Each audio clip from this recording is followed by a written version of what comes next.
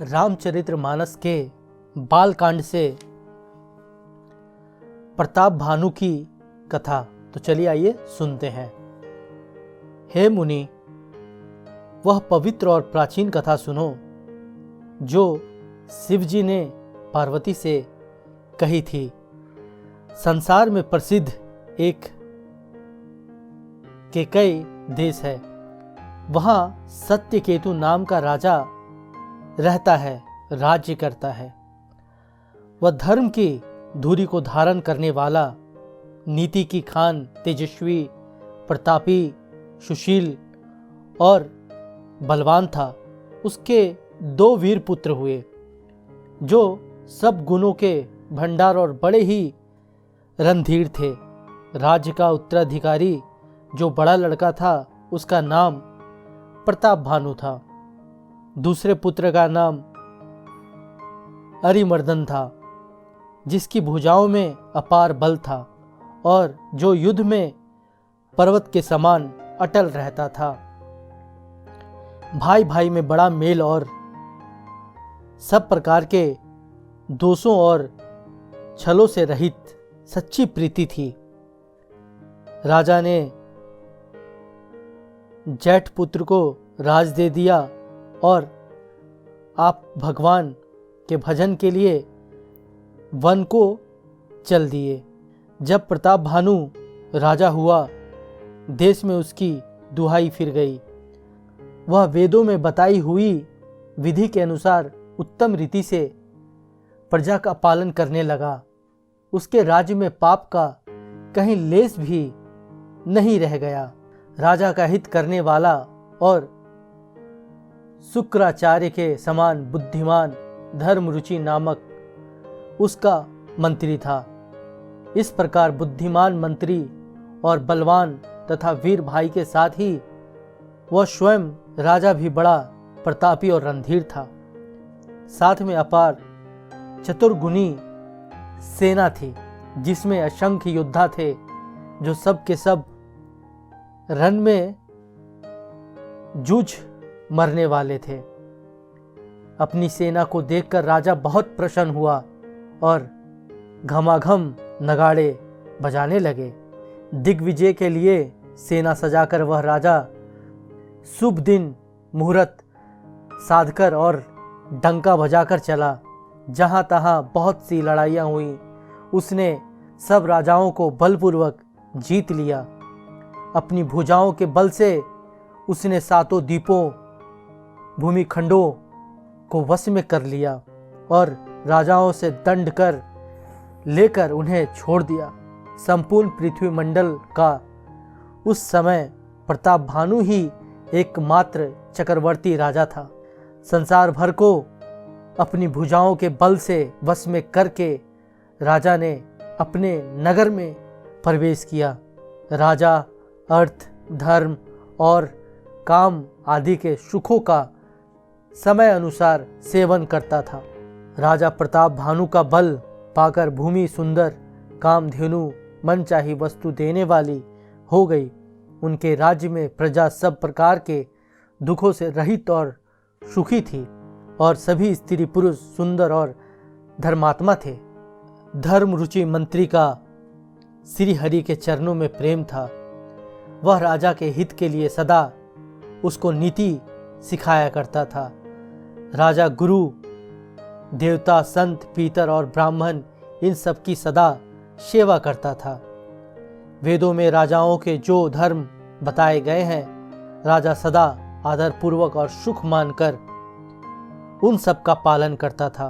प्रतिदिन अनेक प्रकार के दान देता और उत्तम शास्त्र, वेद और पुराण सुनता था।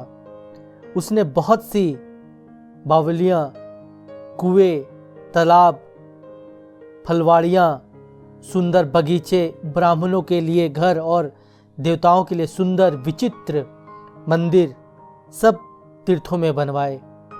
वेद और पुराणों में जितने प्रकार के यज्ञ कहे गए हैं, राजा ने एक एक करके उन सब यज्ञों को प्रेम सहित 1000 बार किया। राजा के हृदय में किसी फल की कामना न थी। राजा बड़ा ही बुद्धिमान और ज्ञानी था। वह ज्ञानी राजा कर्म, मन और वाणी से जो कुछ भी धर्म करता था, सब भगवान वासुदेव के अर्पित करके करता था। एक बार वह राजा एक अच्छे घोड़े पर सवार होकर शिकार का सब सामान सजाकर विंध्याचल के घने जंगलों में गया और वहां उसने बहुत से उत्तम उत्तम हिरन मारे। राजा ने वन में फिरते हुए एक सूअर को देखा। दांतों के कारण वह ऐसा दिख पड़ता था मानो चंद्रमा को ग्रसकर मुंह में पकड़कर राहु वन में आ छिपा हो। चंद्रमा बड़ा होने से मुंह में समाता नहीं है और मानो क्रोधवश वो भी उसे उगलता नहीं है। यह तो सूअर के भयानक दांतों की शोभा कही गई। इधर उसका शरीर भी बहुत ही विशाल और मोटा था। घोड़े की आहट पाकर वह घुर्राता हुआ कान उठाए चौकन्ना होकर देख रहा था। नील पर्वत के शिखर के समान विशाल शरीर वाले उस सूअर को देखकर राजा घोड़े को चाबुक लगाकर तेजी से चला और उससे सूअर को ललकारा कि अब तेरा बचाव नहीं हो सकता। अधिक शब्द करते हुए घोड़े को अपनी तरफ आता देखकर सूअर पवन वेग से भाग चला। राजा ने तुरंत ही बाणों को धनुष पर चढ़ाया। सूअर बाणों को देखते ही धरती में दुबक गया। राजा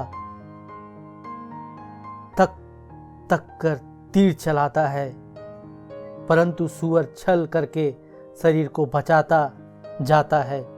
वह पशु कभी प्रकट होता है और कभी छिपता हुआ भागा जाता है और राजा भी क्रोध के वश उसके साथ पीछे लगा चला जाता है। सूअर बहुत दूर ऐसे घने जंगल में चला गया जहां हाथी घोड़े का निबाह गम नहीं था। राजा बिल्कुल अकेला था और वन में कलेश भी बहुत था। फिर भी राजा ने उस पशु का पीछा नहीं छोड़ा। राजा को बड़ा धैर्यवान देखकर सूअर भागकर पहाड़ी की एक गहरी गुफा में जा घुसा। उसमें जाना कठिन देखकर राजा को बहुत पछताकर लौटना पड़ा, पर उस घोर वन में वह रास्ता भूल गया। बहुत परिश्रम करने से थका हुआ और घोड़े समेत भूखे प्यासे व्याकुल राजा नदी तालाब खोजता खोजता पानी बिना बेहाल हो गया। वन में फिरते फिरते उसने एक आश्रम देखा। वहाँ कपट से मुनि का वेश बनाए एक राजा रहता था, जिसका देश राजा प्रताप भानु ने छीन लिया था और जो सेना को छोड़कर युद्ध से भाग गया था। प्रताप भानु का समय अच्छे दिन जानकर और अपना कुसमय बुरे दिन अनुमान कर उसके मन में बड़ी ग्लानि हुई। इससे वह न तो घर गया और न अभिमानी होने के कारण राजा प्रताप भानु से ही मेल किया। दरिद्र की भांति मन ही में क्रोध को मारकर वह राजा तपस्वी के वेश में वन में रहता था। राजा प्रताप भानु उसी के पास गया। उसने तुरंत पहचान लिया कि यह प्रताप भानु है। राजा प्यासा होने के कारण व्याकुलता में उसे पहचान न सका। सुंदर वेश देखकर राजा ने उसे महामुनि समझा और घोड़े से उतरकर उसे प्रणाम किया, परंतु बड़ा चतुर होने के कारण राजा ने उसे अपना नाम नहीं बतलाया। राजा को प्यासा देखकर उसने सरोवर दिखला दिया। हर्षित होकर राजा ने घोड़े सहित उसमें स्नान और जलपान किया। सारी थकावट मिट गई। राजा सुखी हो गया। तब तपस्वी उसे अपने आश्रम में ले गया और सूर्यास्त का समय जानकर उसे राजा को बैठने के लिए आसन दिया। फिर वह तपस्वी कोमल वाणी से बोला, तुम कौन हो? सुंदर युवक होकर जीवन की परवाह न करके वन में अकेले क्यों फिर रहे हो? तुम्हारे चक्रवर्ती राजा के से लक्षण देखकर मुझे बड़ी दया आती है। राजा ने कहा, हे मुनीश्वर सुनो, प्रताप भानु नाम का एक राजा है, मैं उसका मंत्री हूँ। शिकार के लिए फिरते हुए राह भूल गया हूँ। बड़े भाग्य से यहाँ आकर मैंने आपके चरणों के दर्शन पाए हैं। हमें आपका दर्शन दुर्लभ था, इससे जान पड़ता है कुछ भला होने वाला है। मुनि ने कहा, हे तात, अंधेरा हो गया है, तुम्हारा नगर यहाँ से 70 योजन पर है। हे सुजान सुनो, घोर अंधेरी रात है, घना जंगल है, रास्ता नहीं है। ऐसा समझकर तुम आज यहीं ठहर जाओ, सवेरा होते ही चले जाना। तुलसीदास जी कहते हैं, जैसी होनहार होती है वैसे ही सहायता मिल जाती है, या तो वह आप ही उसके पास आती है या उसको वहाँ ले जाती है। हे नाथ, बहुत अच्छा। ऐसा कहकर और उसकी आज्ञा सिर चढ़ाकर घोड़े को विर से बांधकर राजा बैठ गया। राजा ने उसकी बहुत प्रकार से प्रशंसा की और उसके चरणों की वंदना करके अपने भाग्य की सराहना की। फिर सुंदर कोमल वाणी से कहा, हे प्रभु, आपको पिता जानकर मैं ढिठाई करता हूँ। मैं मुनीश्वर, मुझे आपका पुत्र और सेवक जानकर अपना नाम धाम विस्तार से बतलाइए। राजा ने उसको नहीं पहचाना, पर वह राजा को पहचानता था। राजा तो शुद्ध हृदय था और वह कपट करने में चतुर था। एक तो वैरी, फिर जाति का क्षत्रिय, फिर राजा। वह छल बल से अपना काम बनाना चाहता था। वह शत्रु अपने राज्य सुख को समझ करके स्मरण करके दुखी था। उसकी छाती कुम्हार के वाय की आग की तरह भीतर ही भीतर सुलग रही थी। राजा के सरल वचन कान से सुनकर अपने वैर को याद कर वह हृदय में हर्षित हुआ। वह कपट में डूबकर बड़ी युक्ति के साथ कोमलवाणी बोला, अब हमारा नाम भिखारी है, क्योंकि हम निर्धन और अनिकेत घर द्वारहीन हैं। राजा ने कहा, जो आपके सदृश विज्ञान के निधान और सर्वदा अभिमान रहित होते हैं, वे अपने स्वरूप को सदा छिपाते रहते हैं, क्योंकि कुवेश बनाकर रहने में ही सब तरह का कल्याण है। प्रकट संत वेश में मान होने की संभावना है और मान से पतन की।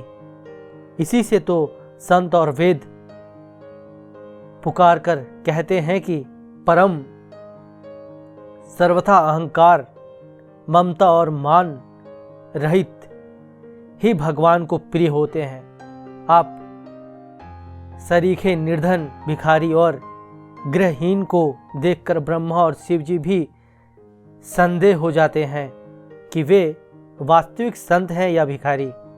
आप जो हो सो हो, अर्थात जो कोई भी हो, मैं आपके चरणों में नमस्कार करता हूँ। हे स्वामी, अब मुझ पर कृपा कीजिए। आपके ऊपर राजा की स्वाभाविक प्रीति और आपके विषय में उसका अधिक विश्वास देखकर सब प्रकार से राजा को अपने वश में करके अधिक स्नेह दिखाता हुआ वह कपट तपस्वी बोला, हे राजन सुनो, मैं तुमसे सत्य कहता हूँ, मुझे यहाँ रहते बहुत समय बीत गया है। अब तक न तो कोई मुझसे मिला और न मैं अपने को किसी पर प्रकट करता हूँ, क्योंकि लोक में प्रतिष्ठा अग्नि के समान है, तो तप रूपी वन को भस्म कर डालती है। तुलसीदास कहते हैं, सुंदर वेश देखकर मूढ़ नहीं, मूढ़ तो मूढ़ ही है। चतुर मनुष्य भी धोखा खा जाता है। सुंदर मोर देखो, उसका वचन तो अमृत के समान है और आहार सांप का है। कपट तपस्वी ने कहा, इसी से मैं जंगल में छिपकर रहता हूँ। श्री हरि को छोड़कर किसी से कुछ भी प्रयोजन नहीं रखता। प्रभु तो बिना जाने ही सब जानते हैं, फिर कहो संसार को रिझाने से क्या सिद्धि मिलेगी। तुम पवित्र और सुंदर बुद्धि वाले हो, इससे मुझे बहुत ही प्यारे हो और तुम्हारी भी मुझ पर प्रीति और विश्वास है। हे तात, अब यदि मैं तुमसे कुछ छिपाता हूँ तो मुझे बहुत ही भयानक दोष लगेगा। ज्यों-ज्यों वो तपस्वी उदासीनता की बातें कहता था, त्यों ही त्यों राजा को विश्वास उत्पन्न होता जाता था। जब उस बगुले की तरह ध्यान लगाने वाले कपटी मुनि ने राजा को क्रम, मन और वचन से अपने वश में जाना, तब वह बोला, हे भाई, हमारा नाम एक तनु है। कपटी मुनि ने कहा, जब सबसे पहले सृष्टि उत्पन्न हुई थी तभी मेरी उत्पत्ति हुई थी, तब से मैंने फिर दूसरी देह नहीं धारण की, इसी से मेरा नाम एक तनु है। हे पुत्र, मन में आश्चर्य मत करो, तब से कुछ भी दुर्लभ नहीं है। तब के बल से ब्रह्मा जगत को रचते हैं, तब के ही बल से विष्णु संसार का पालन करने वाले बने हैं, तभी के बल से रुद्र संहार करते हैं। संसार में कोई ऐसी वस्तु नहीं जो तप से न मिल सके। यह सुनकर राजा को बड़ा अनुराग हुआ। तब वो तपस्वी पुरानी कथाएं कहने लगा। कर्म, धर्म और अनेकों प्रकार के इतिहास कहकर वह वैराग्य और ज्ञान का निरूपण करने लगा। सृष्टि की उत्पत्ति, पालन, स्थिति और संहार, प्रलय की अपार आश्चर्य भरी कथाएं उसने विस्तार से कही। राजा सुनकर उस तपस्वी के वश में हो गया और तब वह उसे अपना नाम बताने लगा। तपस्वी ने कहा, राजन, मैं तुमको जानता हूँ, तुमने कपट किया, वह मुझे अच्छा लगा। हे राजन सुनो, ऐसी नीति है, राजा लोग जहाँ तहाँ अपना नाम नहीं कहते। तुम्हारी वही चतुराई समझकर तुम पर मेरा बड़ा प्रेम हो गया। तुम्हारा नाम प्रताप भानु है। महाराजा सत्यकेतु तुम्हारे पिता हैं। हे राजन, गुरु की कृपा से मैं सब जानता हूँ, पर आपकी हानि समझकर कहता नहीं। हे तात, तुम्हारा स्वाभाविक सीधापन, सरलता, प्रेम, विश्वास और नीति में निपुणता देखकर मेरे मन में तुम्हारे ऊपर बड़ी ममता उत्पन्न हुई है। इसीलिए मैं तुम्हारे पूछने पर अपनी कथा कहता हूँ। अब मैं प्रसन्न हूँ, इसमें संदेह न करना। हे राजन, जो मन को भावे वही मांग लो। सुंदर प्रीति वचन सुनकर राजा हर्षित हो गए और मुनि के पैर पकड़कर उसने बहुत प्रकार से विनती की। हे दया सागर मुनि, आपके दर्शन से ही चारों पदार्थ, अर्थ, धर्म, काम और मोक्ष मेरी मुट्ठी में आ गए हैं। तो भी स्वामी को प्रसन्न देखकर मैं यह दुर्लभ वर मांगकर क्यों ना शोक रहित हो जाऊं। मेरा शरीर वृद्धावस्था, मृत्यु और दुख से रहित हो जाए। मुझे युद्ध में कोई जीत न सके और पृथ्वी पर मेरा 100 कल्प तक एक छत्र अकंटक राज्य हो। तपस्वी ने कहा, हे राजन, ऐसा ही हो, पर एक बात कठिन है, उसे भी सुन लो। हे पृथ्वी के स्वामी, केवल ब्राह्मण कुल को छोड़ काल भी तुम्हारे चरणों पर सिर नवाएगा। तप के बल से ब्राह्मण सदा बलवान रहते हैं, उनके क्रोध से रक्षा करने वाला कोई नहीं है। हे नरपति, यदि तुम ब्राह्मणों को वश में कर लो तो ब्रह्मा, विष्णु और महेश भी तुम्हारे अधीन हो जाएंगे। ब्राह्मण कुल से जोर जबरदस्ती नहीं चल सकती। मैं दोनों भुजा उठाकर सत्य कहता हूँ। हे राजन सुनो, ब्राह्मणों के साप बिना तुम्हारा नाश किसी काल में नहीं होगा। राजा उसके वचन सुनकर बड़ा प्रसन्न हुआ और कहने लगा, हे स्वामी, मेरा नाश अब नहीं होगा। हे कृपा निधान प्रभु, आपकी कृपा से मेरा सब समय कल्याण होगा। एवमस्तु, ऐसा ही हो, कहकर वह कुटिल कपटी मुनि फिर बोला, किंतु तुम मेरे मिलने तथा अपने राह भूल जाने की बात किसी से कहना नहीं। यदि कह दोगे तो हमारा दोष नहीं। हे राजन, मैं तुमको इसीलिए मना करता हूं कि इस प्रसंग को कहने से तुम्हारी बड़ी हानि होगी। हे प्रताप भानु, सुनो, इस बात के प्रकट करने से अथवा ब्राह्मणों के शाप से तुम्हारा नाश हो जाएगा, और किसी उपाय से चाहे ब्रह्मा और शंकर भी मन में क्रोध करें, तुम्हारी मृत्यु नहीं होगी। राजा ने मुनि के चरण पकड़कर कहा, हे स्वामी, सत्य ही है। ब्राह्मण और गुरु के क्रोध से कहिए कौन रक्षा कर सकता है। यदि ब्रह्मा भी क्रोध करें तो गुरु बचा लेते हैं, पर गुरु से विरोध करने पे जगत में कोई भी बचाने वाला नहीं है। यदि मैं आपके कथन के अनुसार नहीं चलूँगा तो भले ही मेरा नाश हो जाए, मुझे इसकी चिंता नहीं है। मेरा मन तो, हे प्रभु, केवल एक ही डर से डर रहा है कि ब्राह्मणों का शाप बड़ा भयानक होता है। वे ब्राह्मण किस प्रकार से वश में हो सकते हैं, कृपा करके वो भी बताइए। हे दीनदयालु, आपको छोड़कर और किसी को मैं अपना हितु नहीं देखता। तपस्वी ने कहा, हे राजन सुनो, संसार में उपाय तो बहुत हैं, पर वे कष्ट साध्य हैं, बड़ी कठिनता से बनने में आते हैं, और इस पर भी सिद्ध हो या न हो, उनकी सफलता निश्चित नहीं है।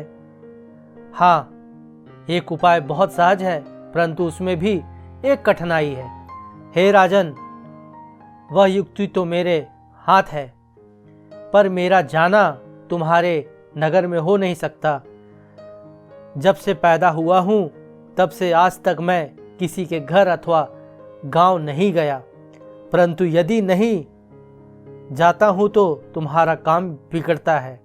आज यह बड़ा असमंजस आ पड़ा है। यह सुनकर राजा कोमल वाणी से बोला, हे नाथ, वेदों में ऐसी नीति कही है कि बड़े लोग छोटों पर स्नेह करते ही है। पर्वत अपने शिरों पर सदा घास को धारण करते हैं, अगाध समुद्र अपने मस्तक पर फेनों को धारण करता है, और धरती अपने सिर पर सदा धूल को धारण किए रहती है।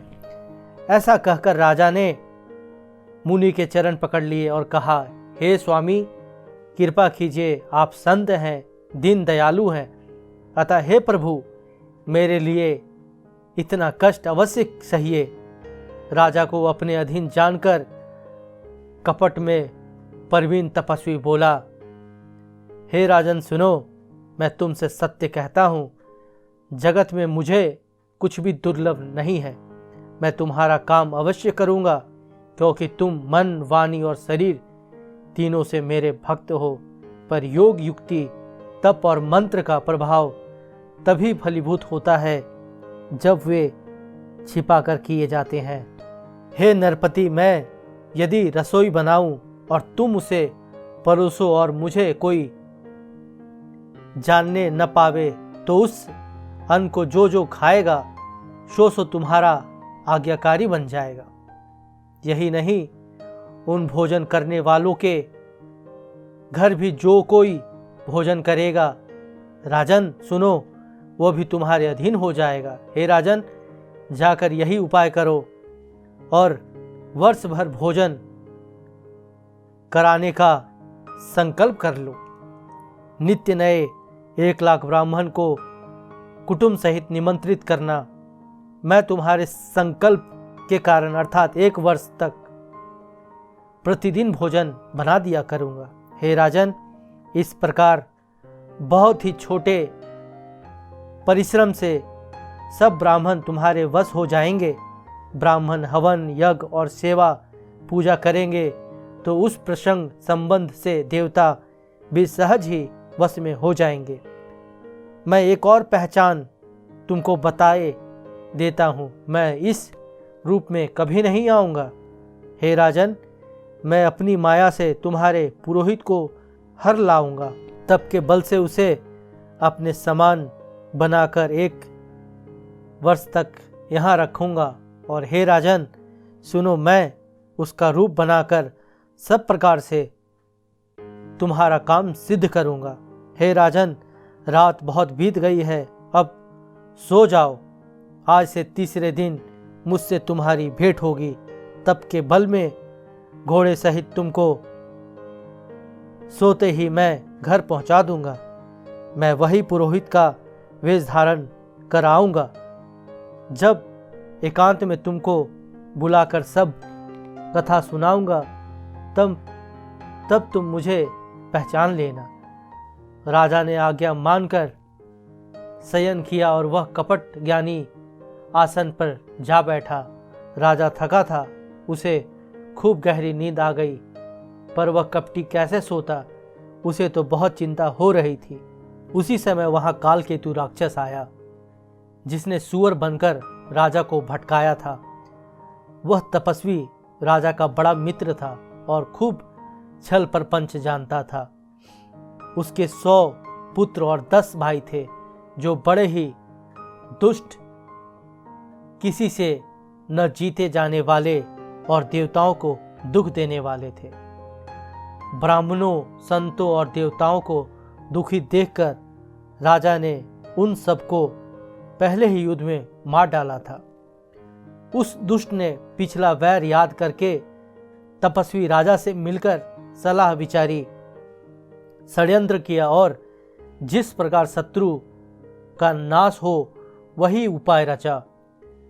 भावी वश राजा प्रताप भानु कुछ भी न समझ सका। तेजस्वी शत्रु अकेला भी हो तो भी उसे छोटा नहीं समझना चाहिए। जिसका सिर मात्र बचा था, वह राहु आज तक सूर्य चंद्रमा को दुख देता है। तपस्वी राजा अपने मित्र को देख प्रसन्न हो उठकर मिला और सुखी हुआ। उसने मित्र को सब कथा कह सुनाई। तब राक्षस आनंदित होकर बोला, हे राजन सुनो, जब तुमने मेरे कहने के अनुसार इतना काम कर लिया तो अब मैं शत्रु को काबू में कर ही लिया समझो। तुम अब चिंता त्याग कर सो रहो। विधाता ने बिना ही दवा के रोग दूर कर दिया।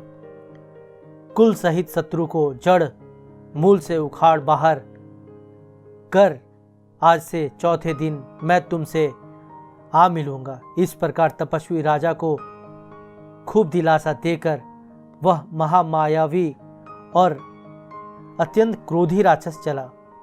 उसने प्रताप भानु राजा को घोड़े सहित क्षण भर में घर पहुंचा दिया।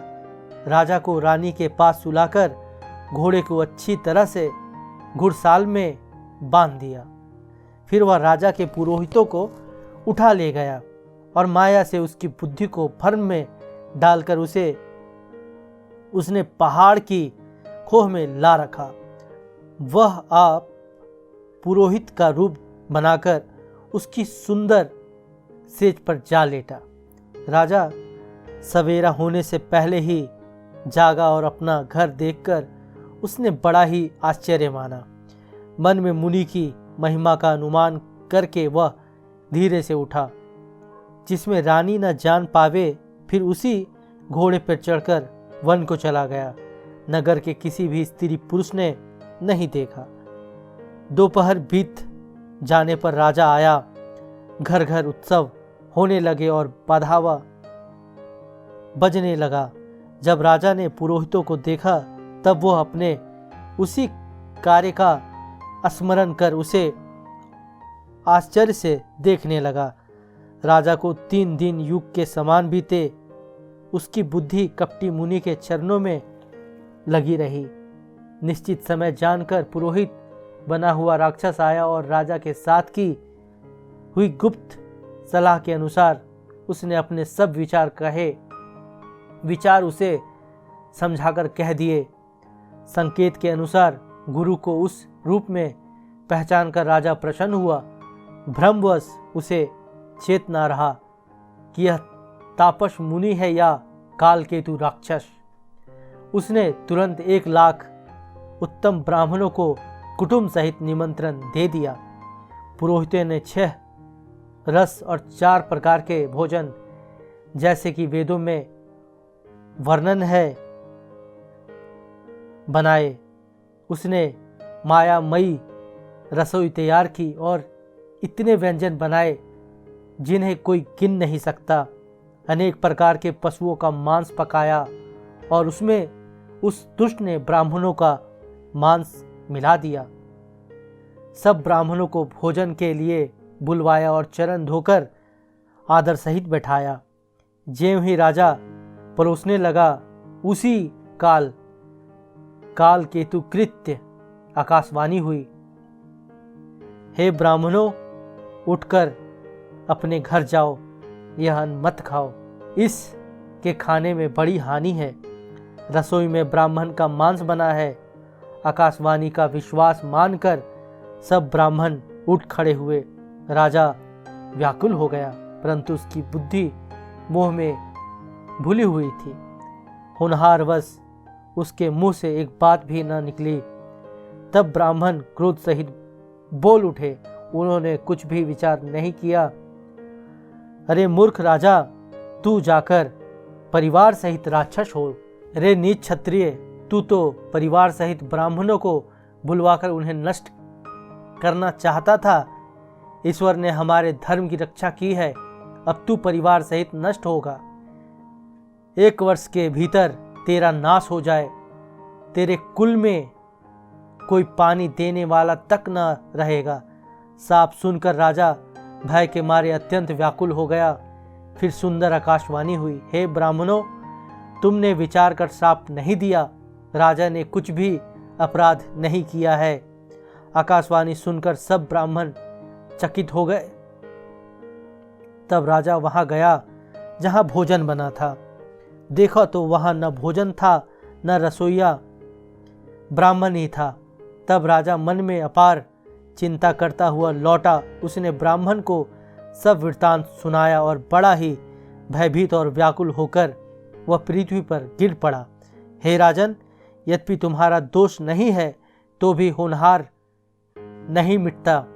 ब्राह्मणों का शाप बहुत ही भयानक होता है, यह किसी तरह भी टल नहीं सकता। ऐसा कहकर सब ब्राह्मण चले गए। नगरवासियों ने जब यह समाचार पाया तो वे चिंता करने और विधाता को दोष देने लगे, जिसने हंस बनाते बनाते कौवा कर दिया। ऐसे पुण्य आत्मा राजा को देवता बनाना चाहिए था, सो राक्षस बना दिया। पुरोहितों को उसके घर पहुंचाकर असुर कालकेतु ने कपटी तपस्वी को खबर दी। उस दुष्ट ने जहां तहां पत्र भेजे, जिससे सब वैरी राजा सेना सजाकर चढ़ दौड़े और उन्होंने डंका बजाकर नगर को घेर लिया। नित्य प्रति अनेक प्रकार से लड़ाई होने लगी। प्रताप भानु ने सब योद्धा शूरवीरों की करनी करके रण में झूंझ मरे। राजा भी भाई सहित खेत रहा। सत्यकेतु के कुल में कोई नहीं बचा। ब्राह्मणों का शाप झूठा कैसे हो सकता था। शत्रु को जीतकर नगर को फिर से बसाकर सब राजा विजय और यश पाकर अपने अपने नगर को चले गए। याज्ञवल्क्य जी कहते हैं, हे भरद्वाज सुनो, विधाता जब जिसके विपरीत होते हैं तब उसके लिए धूल सुमेरु पर्वत के समान भारी और कुचल डालने वाली, पिता यम के समान काल रूप और रस्सी सांप के समान काट खाने वाली हो जाती है। हे मुनि सुनो, समय पाकर वही राजा परिवार सहित रावण नामक राक्षस हुआ। उसके 10 सिर और 20 भुजाएं थी और वह बड़ी ही प्रचंड सूरवीर था। तो उम्मीद करता हूं कि ये वृत्तांत आपको अच्छा लगा होगा। अगर ये वृत्तांत अच्छा लगा हो तो इस वीडियो को लाइक शेयर सब्सक्राइब जरूर कीजिएगा और कमेंट करके बताइएगा ये वीडियो कैसा लगा। तो मिलते हैं फिर एक नई वीडियो के साथ, तब तक के लिए नमस्कार।